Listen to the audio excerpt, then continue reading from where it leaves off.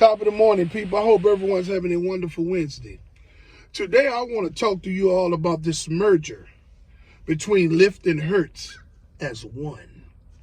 Now, so in the past, I think the LYFT Express program has been around for a couple of years, okay? So, in the past, there was, when you sign up to LYFT as a driver without a vehicle, they would send you to a Hertz location in your area that operates where there's a representative from LYFT that operates inside to get you signed up into the LYFT Express program, which is Hertz, LYFT and Hertz combining for Hertz to provide vehicles that they have taken out of their fleet, older year vehicles, to the drivers of LYFT that don't have vehicles. So this is what you call the LYFT Express program. Hertz provides vehicles for drivers that want to sign up to LYFT that don't have vehicles that meet the requirement or don't have vehicles at all. So now with this merger, so I guess that the LYFT Express program over the last couple of years have seen some good numbers. You got people all around the world that's in this LYFT Express program. And the majority of them that's in the LYFT Express program, whether they want to say it or not, is actually stuck in that program. They joined it for one reason or another, but we do know it was all for financial gain. Yeah, there's some of you all that join it because you're fascinated with driving rental cars, but you can rent your own. If you can get approved to drive in the LYFT Express program, you can find reasonable rate rental cars. All you have to do is take your time. Then you wouldn't be tasked to deal with all of this fuckery from the LYFT platform, as well as taking damn near 70% of your earnings. So with this LYFT Express program, it has seen some positive numbers over the last couple of years or whatever. And it has given a much needed boost to both companies, right? So you have LYFT that has a very checkered business operation of mistreating drivers, underpaying drivers, deactivating drivers. It's probably 25 states where there has been some form of strike, driver strikes or protest by drivers against LYFT. There's been all types of negative publicity in the stock market that has caused the stock to go from $72.80-something when it went public in 2019 down to probably what it is, maybe $10 and some change today, maybe 11. The stock market goes up and down, but that's a drastic drop from $72 in just 2019, right? So yes, LYFT is on the decline. Now you have Hertz have a checkered business history as well as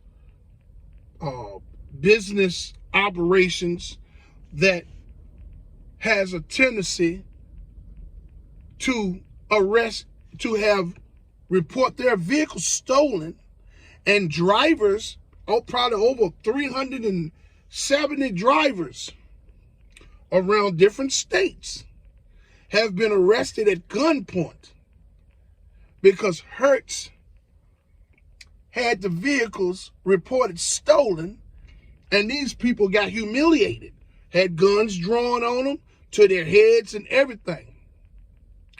Who has agreed just here recently in December of 2022 to settle all of these cases of false arrests for $168 million. Now, this is Hertz. So you have LYFT with their checkered past and bad business operations and mistreatment of the drivers and ongoing strikes and protests against the company.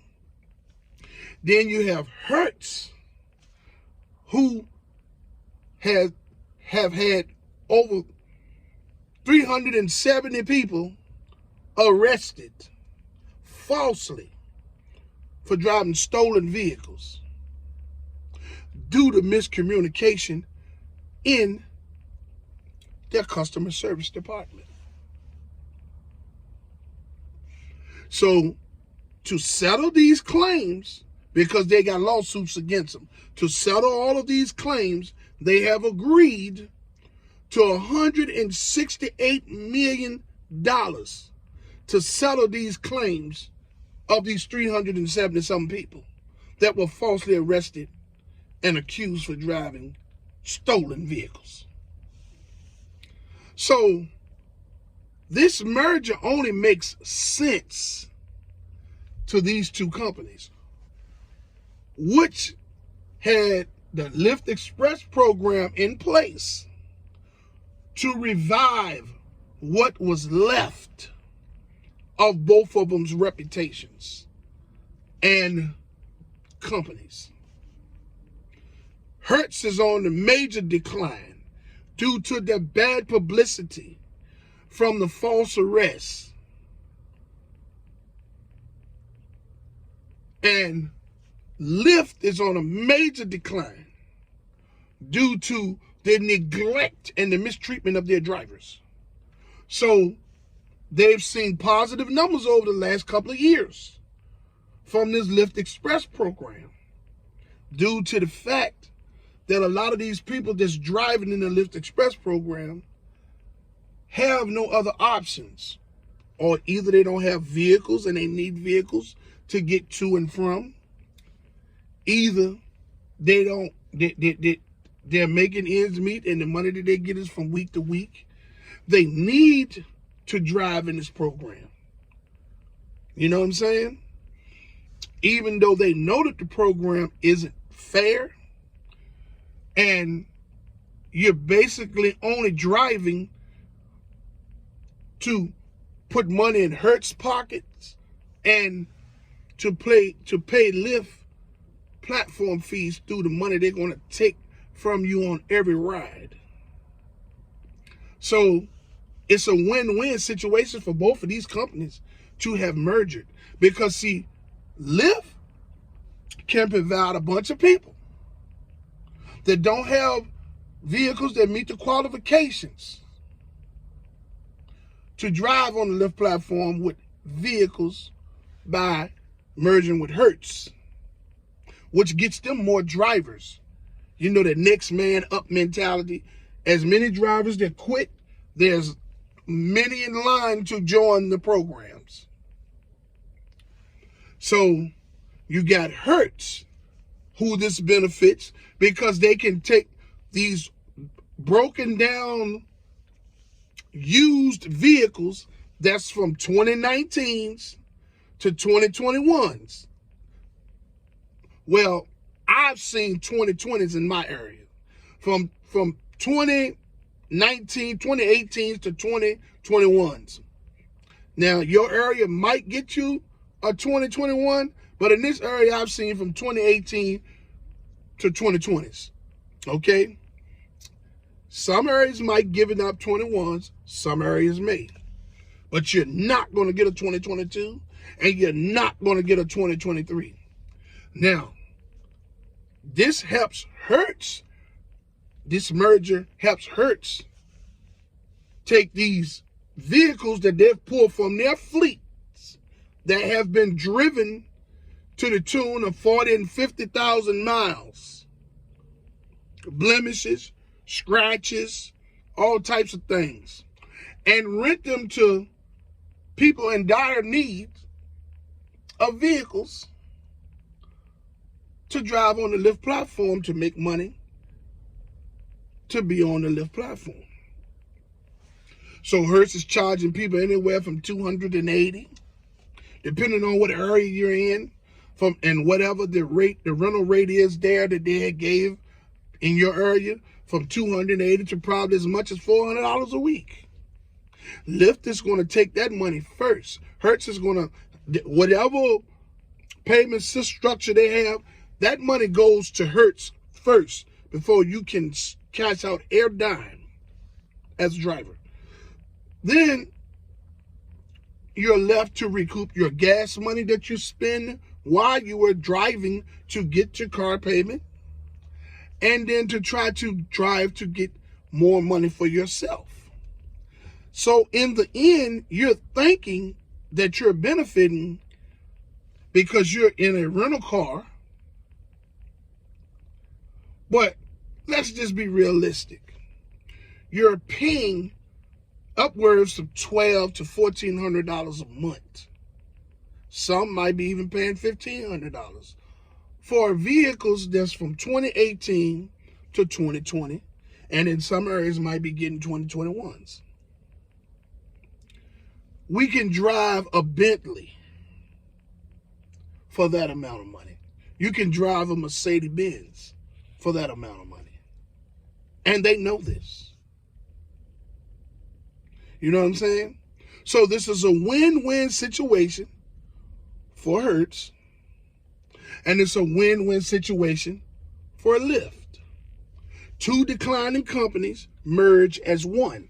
They tried the LYFT Express program out in whatever business model they created together to revive both of them. They've seen positive numbers, so now they have merged as one. So when you walk in a Hertz as a LYFT Express driver, you don't see nothing with LYFT signs on it. You just see Hertz.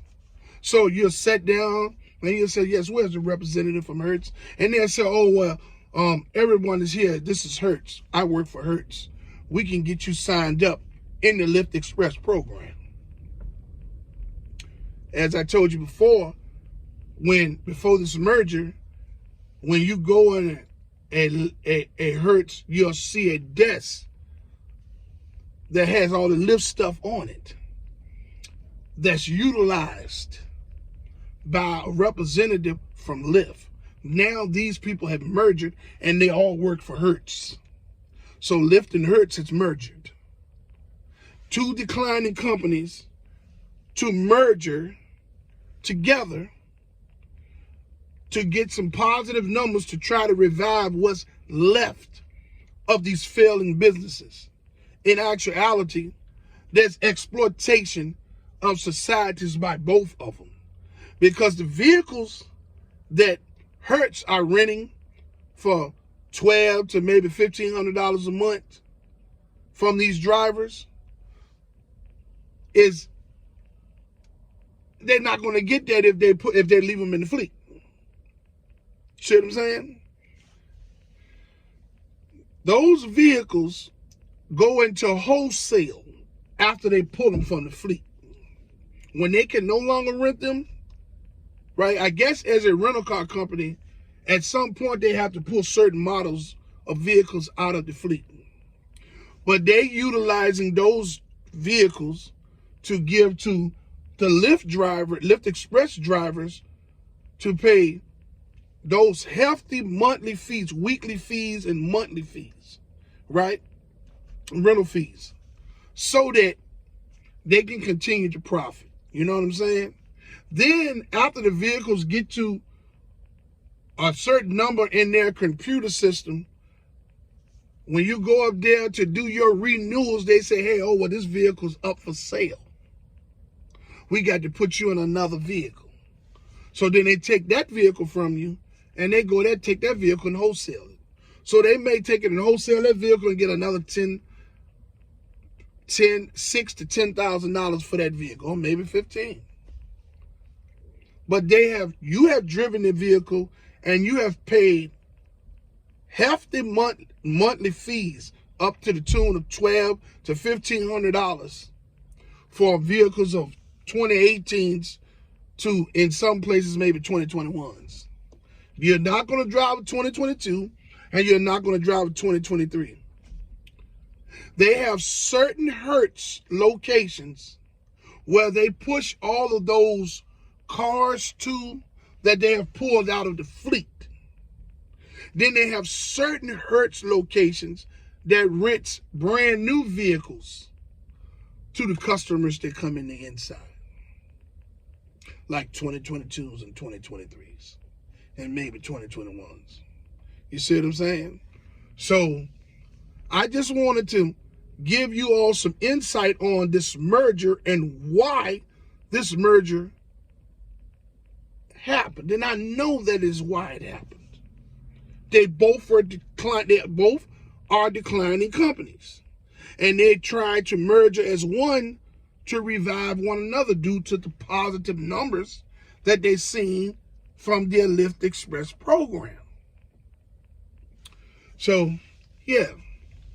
Hey, I would like to say that I fully support the striking efforts of the Lyft and Uber drivers and gig workers from city to city, state to state. I commend you all for you all's strong approach to fighting for change for everyone. Hey, if you get change, then everyone is going to win.